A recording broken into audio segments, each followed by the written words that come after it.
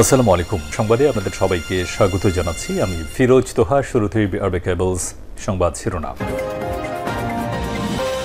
জানিয়ে দেব এই মুহূর্তে হাতে পাওয়া সর্বশেষ গুরুত্বপূর্ণ আপডেট বাংলা সংবাদ। শুরুতেই থাকছে খোঁজ পাওয়া যাচ্ছে না বেনজির আহমেদের, দুবাইয়ে পালিয়ে যাওয়ার গুঞ্জন। সাবেক পুলিশের আইজিপি বেনজির আহমেদকে নিয়ে নতুন করে চাঞ্চল্য শুরু হয়েছে।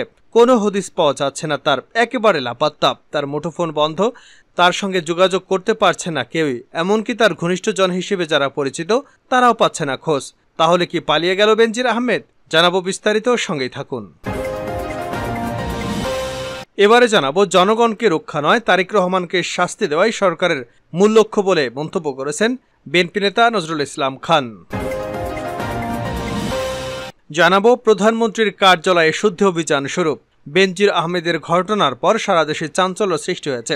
সরকার নতুন করে দুর্নীতি বিরোধী সাঁড়াশি অভিযান শুরু করেছে। দুর্নীতির ব্যাপারে হার্ডলাইনে গেছে সরকার, আর এর মধ্যেই প্রধানমন্ত্রীর কার্যালয়ে শুরু হয়েছে শুদ্ধি অভিযান। এদিকে বোয়িং নয়, এয়ারবাস কিনছে বাংলাদেশ বিমান, আর এতেই যুক্তরাষ্ট্রের সঙ্গে সম্পর্কের অবনতির শঙ্কা। এবারে থাকছে নদীতে ভেসে আসা মরদেহ 4 দিনেও শনাক্ত হয়নি। চাঁদপুরের হাইমচর মেঘনা নদী থেকে ভাসমান অবস্থায় উদ্ধার হওয়া 4টি লাশের মরদেহ এখনও শনাক্ত করতে পারেনি পুলিশ, যদিও পুলিশের একাধিক টিম এ বিষয়ে আইনগত কার্যক্রম অব্যাহত রেখেছেন। এবং সর্বশেষ জানাবো ভয়াবহ আন্তর্জাতিক সংবাদ। এবার সিকিম সীমান্তের পাশে অত্যাধুনিক যুদ্ধবিমান মোতায়েন করল চীন। সিকিম থেকে মাত্র 150 কিলোমিটারের দূরে একাধিক অত্যাধুনিক জে-20 যুদ্ধবিমান মোতায়েন করেছে চীন। যুদ্ধবিমানগুলো আয়তনে অত্যন্ত ছোট, সহজে রাডারে ধরা পড়ে না। অতি শক্তিশালী রাডার হলে এবং দূরত্ব খুব বেশি না হলে তবেই ধরা পড়ে। এতক্ষণ শিরোনাম শুনছিলেন, এবার বিস্তারিত। প্রিয় দর্শক, আপনি যদি এই চ্যানেলে নতুন হয়ে থাকেন, ভিডিওটি দেখতে দেখতে চ্যানেলটি সাবস্ক্রাইব করে আমাদের সঙ্গেই থাকুন। আর এই ভিডিও সম্পর্কে আপনি আপনার মূল্যবান মতামতটি কমেন্ট বক্সে জানিয়ে দিন। আর হ্যাঁ প্রিয় দর্শক, জানিয়ে দিন ভিডিওটি কোথা থেকে দেখছেন। খোঁজ মিলছে না বেনজিরের, দুবাই পালিয়ে যাওয়ার গুঞ্জন। সাবেক আইজিপি বেনজির আহমেদকে নিয়ে নতুন করে চাঞ্চল্য শুরু হয়েছে। কোনো হদিস পাওয়া যাচ্ছে না তার, একেবারে লাপাত্তা। তার মুঠোফোন বন্ধ, তার সঙ্গে যোগাযোগ করতে পারছে না কেউই। এমনকি তার ঘনিষ্ঠ হিসেবে পরিচিত ছিল তারাও তাকে খুঁজে পাচ্ছেন না। বেনজির আহমেদ অবসর গ্রহণের পর গুলশানের একটি বাড়িতে থাকতেন এবং এ বাড়িতেই 3-4টি ফ্ল্যাট কিনে বাড়ি হিসেবে ব্যবহার করতেন। এ বাড়িতেও তাকে পাওয়া যাচ্ছে না। রাজধানীর র্যাঙ্কন্ট আইকন টাওয়ারে বেনজির আহমেদের খোঁজ নিতে গেলে জানানো হয় সেখানে তিনি নেই। তাহলে বেনজির আহমেদ কোথায় অবস্থান করছেন এখন? একটি অসমর্থিত সূত্র বলছে বেনজির আহমেদ গত 3 সপ্তাহ আগেই সস্ত্রীক দুবাই চলে গেছেন। তার এক জামাতা দুবাইতে চাকরি করেন, সেখানেই তিনি অবস্থান করছেন বলে একটি সূত্র দাবি করেছে। অন্য একটি সূত্র বলছে বেনজির আহমেদের পরিবারের কেউই এখন আর ঢাকায় অবস্থান করছেন না। তার এক কন্যা এখন লন্ডনে পড়াশোনা করছেন, বাকি 2 কন্যা দুবাই অবস্থান করছেন এবং বেনজির আহমেদ তার স্ত্রীকে নিয়ে দুবাই চলে গেছেন বলে জানা গেছে।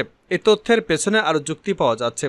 এর মধ্যে বাংলাদেশ ব্যাংকের একটি সূত্র বলছে যে 33টি ব্যাংক অ্যাকাউন্ট জব্দ করা হয়েছিল সেই ব্যাংক অ্যাকাউন্টগুলোতে তেমন কোনো টাকা পয়সা নেই। অর্থাৎ ব্যাংক অ্যাকাউন্টগুলো অবরুদ্ধ হয়ে যাচ্ছে বা হবে এরকম আঁচ করতে পেরে আগেভাগেই সেই অ্যাকাউন্টগুলো থেকে সব টাকা পয়সা তুলে ফেলেছেন তিনি।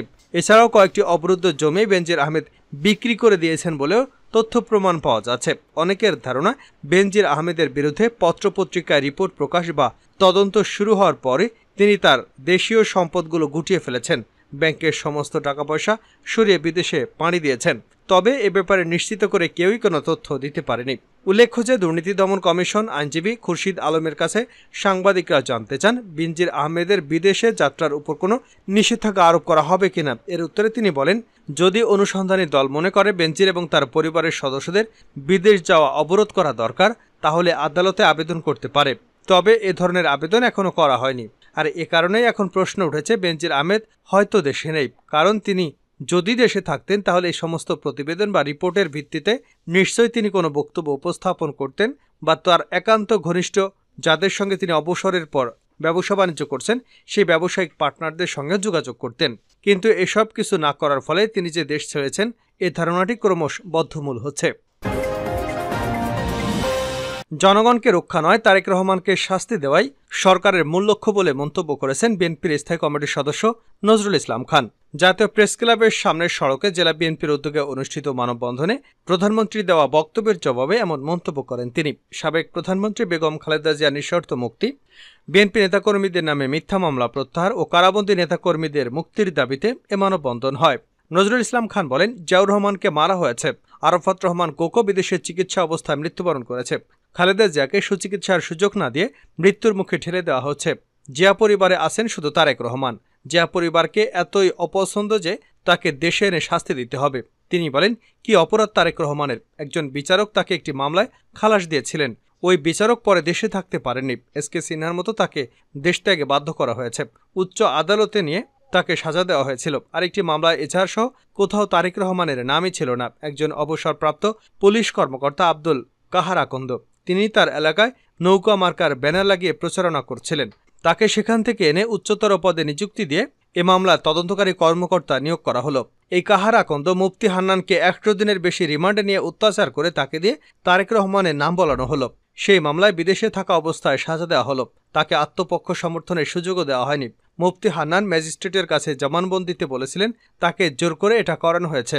আবার এ মামলা রায়ের আগেই কেন এত গুরুত্বপূর্ণ আসামিকে অন্য মামলায় ফাঁসি কার্যকর করা হলো? তিনি বলেন, তারেক রহমানের উপর মূল রাগের কারণ হচ্ছে তারেক রহমান আজ গণতন্ত্র পুনরুদ্ধার আন্দোলনকে বেগবান করছেন, জোরদার করছেন। দেশের ইতিহাসে তারেক রহমান ডান বাম সমাজতান্ত্রিক ইসলামপন্থী সব রাজনৈতিক দলকে ঐক্যবদ্ধ করে গণতন্ত্রের পক্ষে সরকারের বিরুদ্ধে আন্দোলনে ঐক্যবদ্ধ করতে পেরেছেন। তার আহ্বানে দেশের মানুষ ভোট কেন্দ্রে না গিয়ে ভোটদানে বিরত থেকেছে। তিনি বলেন, এজন্য ঘূর্ণিঝড়, দ্রব্যমূল্যের ঊর্ধ্বগতি, টাকার অবমূল্যায়ন, দুর্নীতি, অনাচার, মানবাধিকার হরণ, রাষ্ট্রীয় ব্যাংক লুট, দেশীয় দেনা বৃদ্ধি, সাবেক সেনা এবং পুলিশ প্রধান আন্তর্জাতিক স্যাংশনের মুখে পড়ার পরও সেগুলোর কোনোটাই মূল কাজ নয়। মূল কাজ এখন তারেক রহমানকে দেশে ফিরিয়ে এনে তার শাস্তি দেওয়া। নজরুল ইসলাম খান আরও বলেন, আমরা বাকশালের বিরুদ্ধে শহীদ জিয়ার নেতৃত্বে বহুদলীয় গণতন্ত্র প্রতিষ্ঠা করেছিলাম।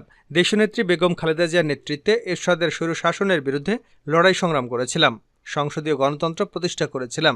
এ সরকার যে গণতন্ত্র হত্যা করেছে, পুনরায় তারেক রহমানের নেতৃত্বে গণতন্ত্র পুনরুদ্ধার করব। আমি বলতে চাই, তারেক রহমানকে ফিরিয়ে আনতে হবে না, তিনি নিজেই আসবেন। তিনি আসবেন বীরের বেশে। প্রধানমন্ত্রীর উদ্দেশ্যে রুহুল কবির রিজভী বলেন, আপনারা দেশের অর্থনীতি একেবারে ধ্বংস করে দিয়েছেন।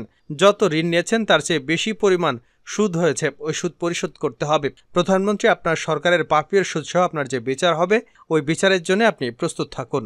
তারপরে আপনি বিএনপির ভারপ্রাপ্ত চেয়ারম্যানের কথা বলবেন।